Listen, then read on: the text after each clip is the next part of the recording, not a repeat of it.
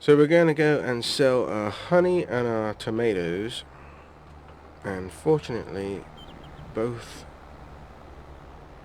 places for giving us the highest price for that is at the fisherman, but one is for the sell point that I put in, which is fine because, you know, they're literally right next to each other. But we've got the toms and my dodgy driving and the honey. Now the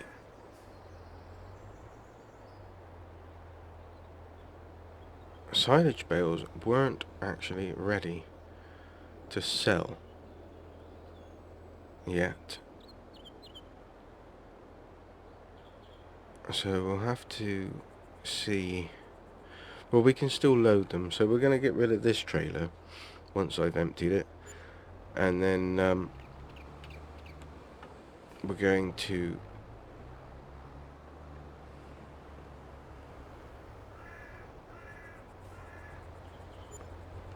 that was good. 7456 for the honey. I didn't see what it was for the tomatoes. I wasn't even looking. I'm quite good at doing that. But we do have 124,000. So what did we start with? 113, I think. So we've made about 11,000, I suppose, roughly around that sort of figure. So we're going to get rid of this trailer. We're going to lease the new one, because we're not going to be having it for that long. So you can go. Not going to get very much for it because it was cheap as chips. Let's just do it from here. Now, I've not looked at these yet. I have installed them. Bale loaders. There we go. Alright, so it's the ZDT. And we've got the NS11 Galanic and the PV15 gallon. Now, I'm not a fan of these type of trailers. I will use one day, but today is not that day. So we're going to go with this. I like it. It looks good.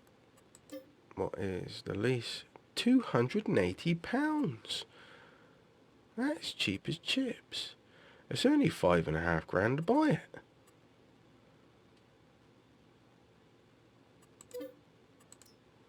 I was seriously considering just buying it then. But it's not gonna. I don't think it's gonna save us anything in the long run, really. Unless I go over a certain amount of days. I have to say that the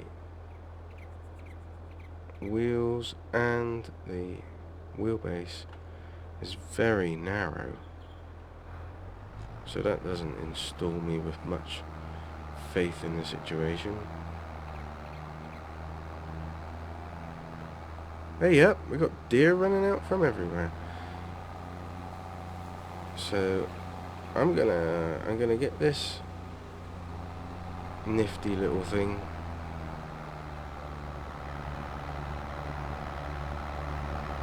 to our field, and then I'll get the Ford, bring her over, and we'll load up, and at least it's loaded then. Although I'm wondering whether I'm going to need to do a pallet run, because we've not got much to do. I don't know. Let's get everything sorted, and then we'll work that out afterwards. Here we are with our little Ford then. I did top the water up on on the strawberries and the watermelon, but I think they may have run out again. I only put 2,000 in each because it is an absolute drag doing it with that trailer. This field is almost ready for another cut. We may get another cut in before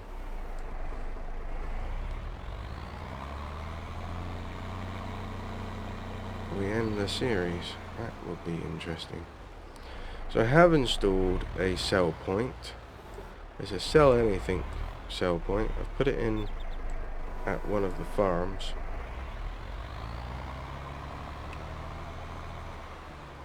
Just to spice it up a little bit.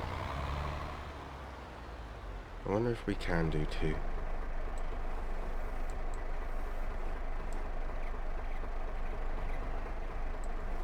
I have every faith in you, Ford.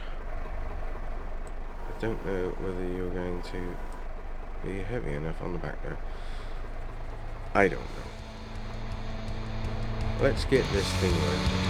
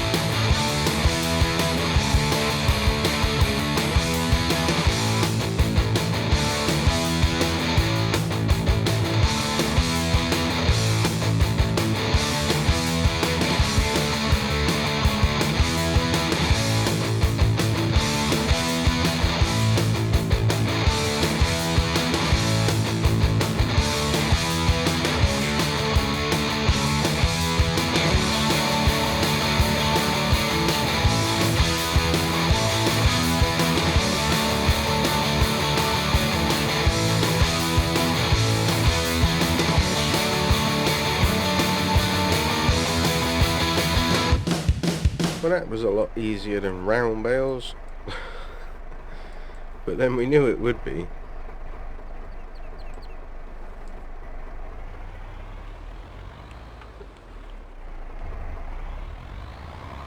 And obviously there is less because you get more in a square bale than you do in the round bale, so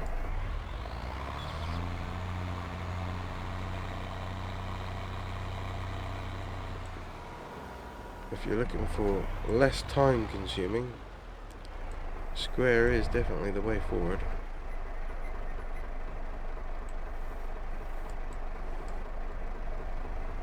Lovely. Are you silage yet? No. 53%. Shocking. Let's get these straps on anyway.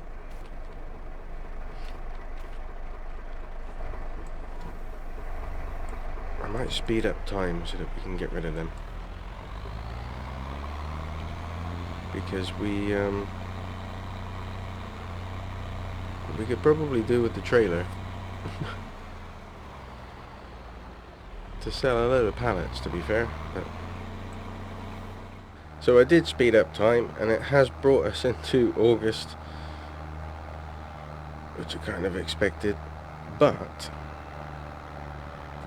this field's ready for another cut. And this trailer is really heavy. There's a lot of bales on there. She does not like it one bit. So we'll do a little time lapse up to the farm, and then we'll sell them.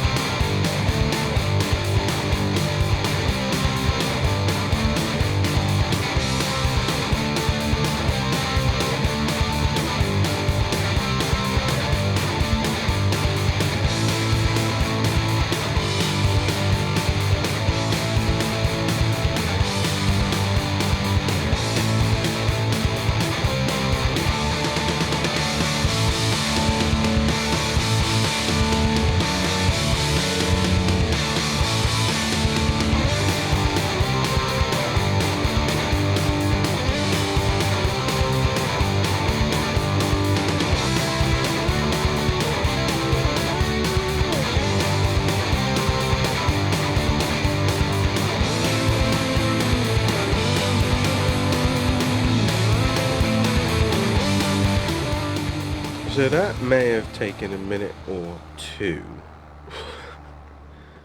5 miles an hour coming up that hill. But I've put the sell point in here. I never thought that these would weigh so much. Weighs a lot more than those round bales, that's for sure.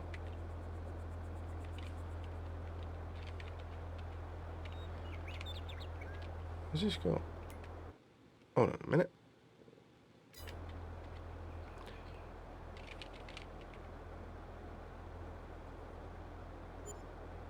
$21,709. I wish that I'd done that with the other lot.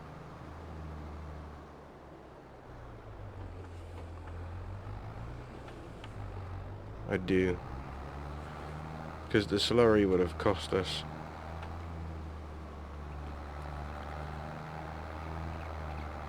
less.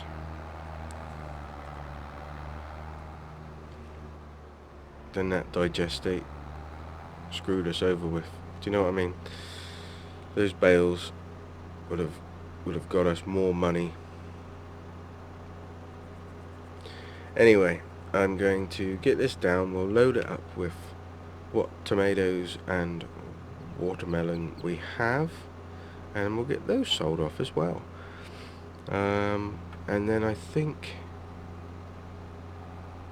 actually that grass is ready to cut again, isn't it? And I did say I would show you how to use that mower.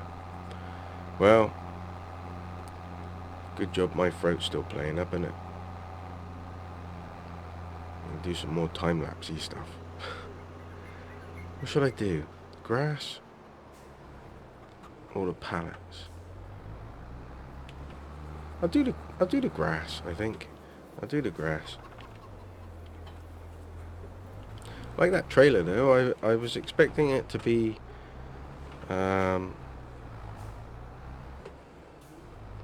pain with that narrow track on it, but it actually wasn't too bad. Wasn't too bad at all.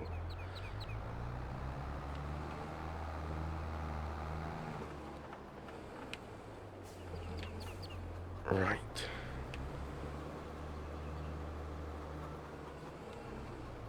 How many eggs doing? Oh, I got another load there. That's all right.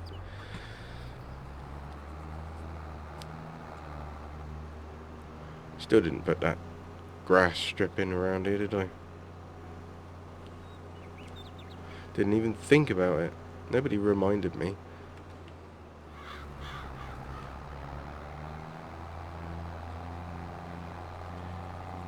Okie dokie. So, I think I need to go this way. I need to unfold. And then we need to lower. And we need to... Nope, that's not it. What is it? Oh, Control Y.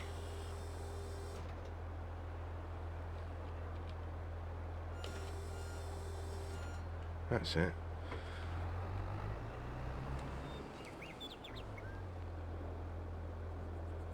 No, that's not. We need to... I was going the right way.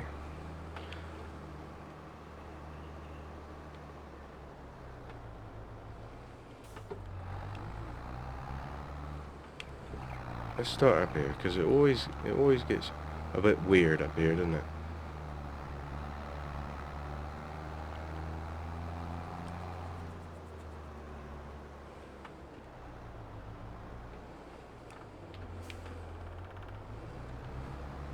More silage, please, sir. Right, so we go around like so.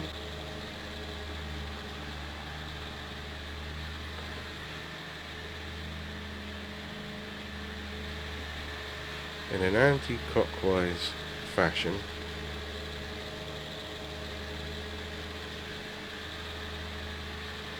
I do love the sound of this mower. Now I know from past experience of real life, I've heard one of these going for it in a field, and they are really, really loud. They're almost as loud as silage mowers.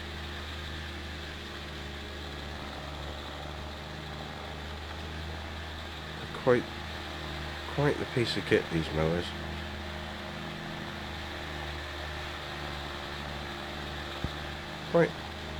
I think they use them a lot still in the US, much wider than these, but you don't often see this type, I don't think, being used in the UK anymore. Kind of moved on to the old butterfly type. So we go Control Y, and then what we should be able to do is go over the top of what we've mowed, like that. I say should.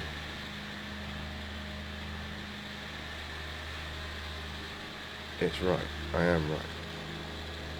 And we go along over the top, and then it puts it into the same row that we've just fired in there. Now it is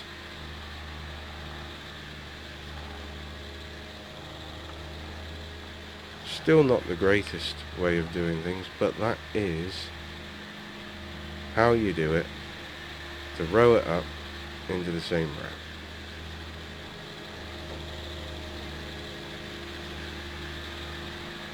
Now I know how to do it.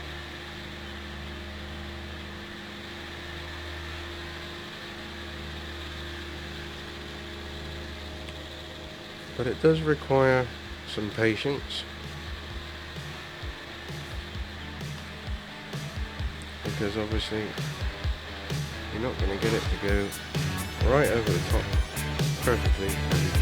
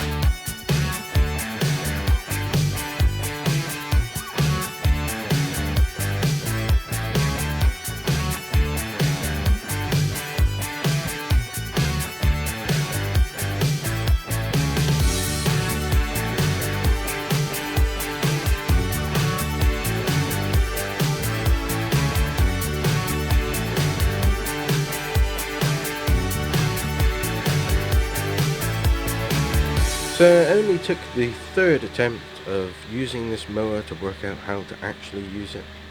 I'm still looking at these rows thinking that they may be a little bit too thick. And that's just purely because you can't, you know, as you're going along, you kind of, when you get a little bit of a weave on, every now and then, it makes it wider. So I wonder how the balers will fare picking it up, but we'll see.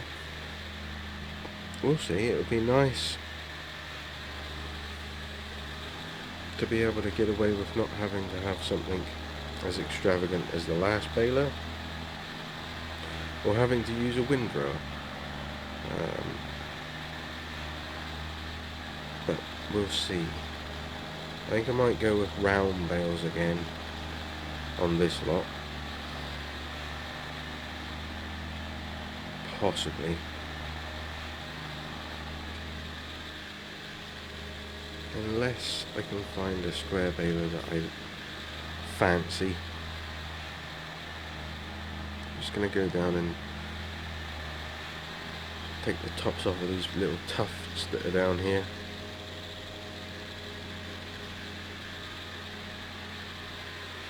Although it will put some grass in some places that we don't particularly want it, but I don't want to leave them. There we go. We'll turn you off and we'll fold you up. And that is successfully cut and rode this time. I can see us having some issues with picking it up.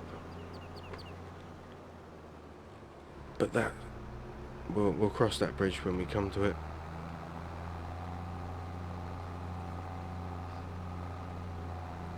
Luckily we've got crop destruction off. We'll leave that there. Thank you very much. Right. So I'm going to get all this set up. I'm not going to do it in this episode. I'll get the trailer loaded with pallets ready to go. So we'll call that an episode. Rather short one nonetheless, but I'm still struggling with my voice. We'll get everything loaded up, ready for the next one, and then we'll have a big sell session. We're going to get wealthy off of this one, even though we haven't done very much, which is a bit weird. Yeah, let's see how it goes. Thanks for watching, everyone. Stay safe, and may the weather be with you.